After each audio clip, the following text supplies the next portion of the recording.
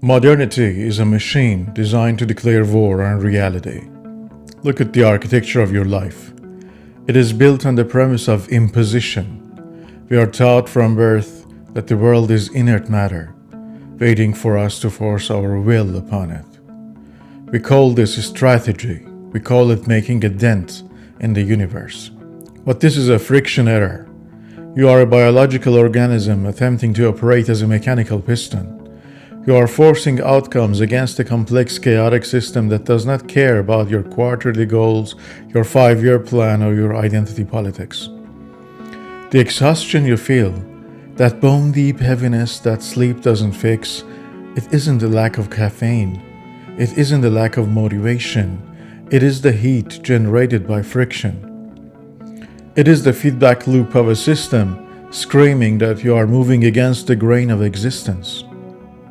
We have confused struggle with value. We believe that if we are not suffering, we are not working. If we are not exhausted, we are not worthy. We have built a society that fetishizes the grind, turning burnout into a badge of honor. Lao Tzu didn't write a self-help book. He wrote a manual on the physics of human entropy. He saw 2,500 years ago that humans have a suicidal tendency to paddle upstream. And right now you are violating every law of motion he described.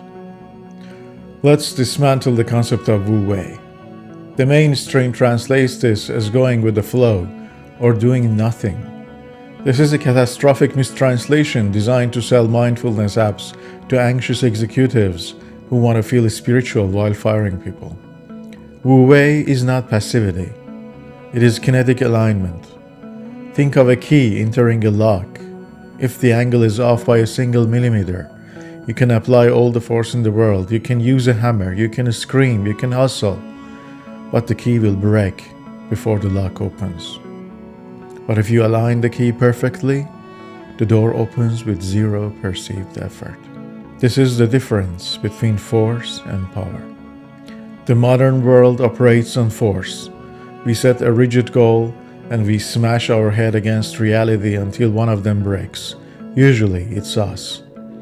We ignore the feedback signals. We ignore the changing market. We ignore our own biology. We call this grit.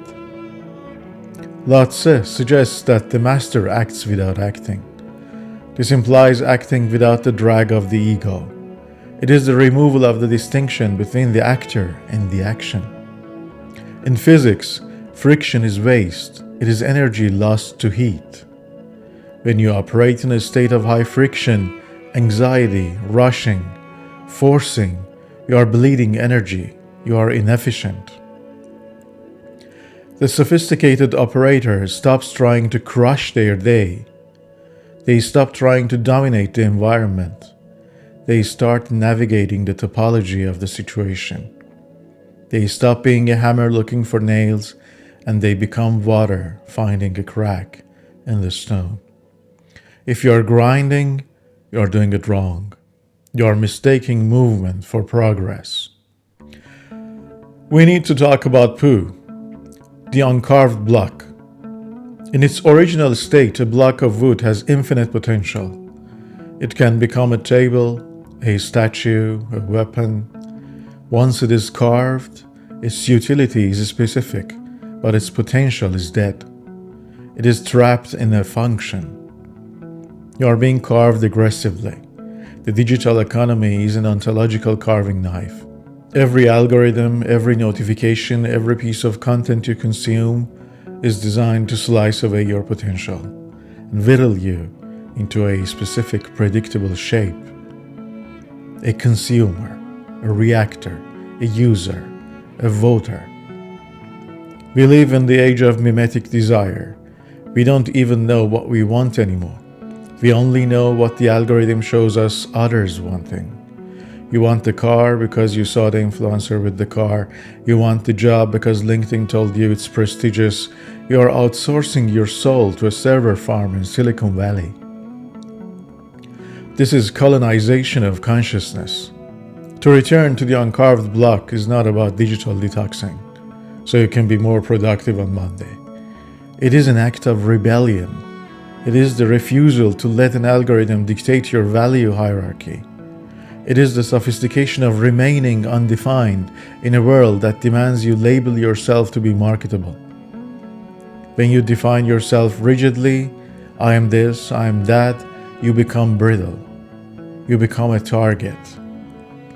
The uncarved block has no handle for the world to grab onto. It is free because it is undefined. Lao Tzu said, we shape clay into a pot, but it is the emptiness inside that holds whatever we want. We are obsessed with the structure, the visible, the tangible. We fill every second of our day with noise, with podcasts, with emails, with work. We are terrified of the empty space.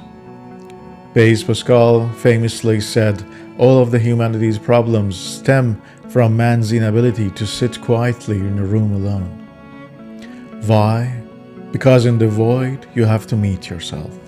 And for modern people, that is a terrifying meeting. We prioritize doing over being, but the utility of the wheel comes from the empty space in the hub. If the hub were solid, the wheel wouldn't turn. If your mind is solid, packed with information, anxiety, and plans, it cannot turn. It cannot generate insight. It cannot generate creativity. You are not suffering from a lack of information. You are suffering from a lack of space. You are drowning in data, but starving for wisdom. The void is where the signal exists. The noise is everything else. If you cannot tolerate boredom, if you cannot tolerate silence, you are a slave to the external input. You are merely a processor for other people's data. The great man theory of leadership, the loud, charismatic, dominant figurehead, is a relic of a hierarchical age. It is obsolete technology. Lao Tzu anticipated decentralized systems theory. He said when the master's work is done, the people say we did it ourselves. The power is not coercion. It is environmental architecture. If you have to force your team, your children, your audience to do something, you have already failed. You are relying on energy input rather than systems design. You are micromanaging entropy. The sophisticated modern leader or parent or creator doesn't command. They adjust the parameters of the environment so that the desired outcomes becomes inevitable. They act on the context, not the content. This is the difference between a gardener and a carpenter. A carpenter forces wood into a shape. A gardener creates the condition, soil, light, water, for the plant to grow itself. Stop trying to be the hero of the story. The hero is the one who suffers. The master is the one who facilitates. Be the invisible hand, not the iron fist. Capitalism requires you to believe in the ontology of lack. It requires you to believe that you are fundamentally incomplete, and that completion can be purchased, achieved, or awarded. This is the engine of the economy, but it is the cancer of the self. He who knows he has enough is rich. This is not a poetic sentiment. It is a financial and strategic reality. If you cannot define enough, you are running a race with no finish line. You are on a hedonic treadmill where the speed increases every time you take a step. To understand enough is not to settle for mediocrity. It is to exit the game.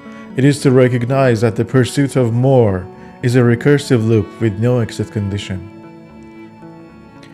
The man who needs nothing cannot be controlled. He cannot be bribed by the promise of better. He cannot be threatened by the fear of loss. He is anti-fragile. Sophistication is not complexity. Sophistication is the removal of the unnecessary. Lao Tzu's philosophy is a razor. It cuts away the artificial constructs of ego, ambition, and anxiety that you have mistaken for your personality. The world wants you rigid, carved, and hungry. The Tao asks you to be fluid, whole, and full. Stop forcing the door, look at the lock.